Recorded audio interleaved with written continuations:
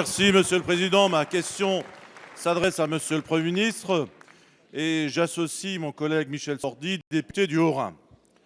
Depuis le dernier remaniement, Monsieur le Premier ministre, vous êtes à la tête d'un gouvernement qui a, selon l'expression de notre collègue Jean Glavany, un parfum de 4e République. Les fonctions des 39 membres du gouvernement ne sont pas bien connues du grand public.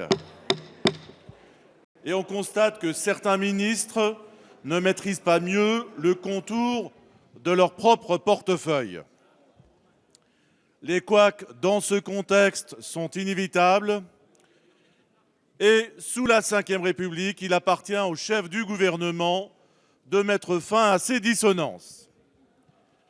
Madame Ségolène Royal, ministre de l'écologie, a annoncé la fermeture de Fessenheim pour 2018. Madame Emmanuelle Causse, ministre du Logement, vient de déclarer ce week-end que la centrale va cesser de fonctionner dès cette année 2016. Cette cacophonie pourrait prêter à sourire, Monsieur le Premier ministre. Mais il s'agit de l'avenir de 2000 salariés qui vivent aujourd'hui dans l'angoisse du lendemain. Alors, Monsieur le Premier ministre, quelle est la position officielle du gouvernement sur ce sujet? La parole est à Monsieur Emmanuel Macron, ministre de l'économie, de l'industrie et du numérique. Alors, allez, cachez votre joie, s'il le vous député, plaît. comme vous le savez, la loi de transition énergétique a donné la règle qui consiste à articuler justement les capacités nucléaires françaises, puisqu'elle a plafonné à 63,2 gigawatts ces capacités, ce qui suppose, Monsieur si vous voulez bien deux fois, ça m'écouter, suffit. que des capacités soient ouvertes pour que d'autres puissent être fermées et réciproquement. En vertu de cette loi, en octobre 2015, Madame Ségolène Royal a reçu la demande faite par l'entreprise EDF d'un décalage dans le temps de l'ouverture des capacités liées à Flamanville. Et dans le même temps, elle a pris note que l'hypothèse sur laquelle travaillait EDF pour faire face à cette ouverture de nouvelles capacités, Flamanville, c'était la fermeture, on le sait bien, des 2 réacteurs de Fessenheim.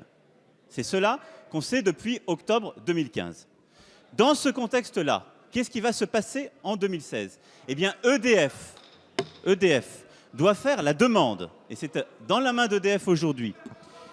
S'il vous plaît, écoutez la réponse. Il y aura une demande donc de la part de l'entreprise, et sur la base de cette demande, un décret d'abrogation d'autorisation d'exploiter la centrale de Fessenheim sera pris cette année.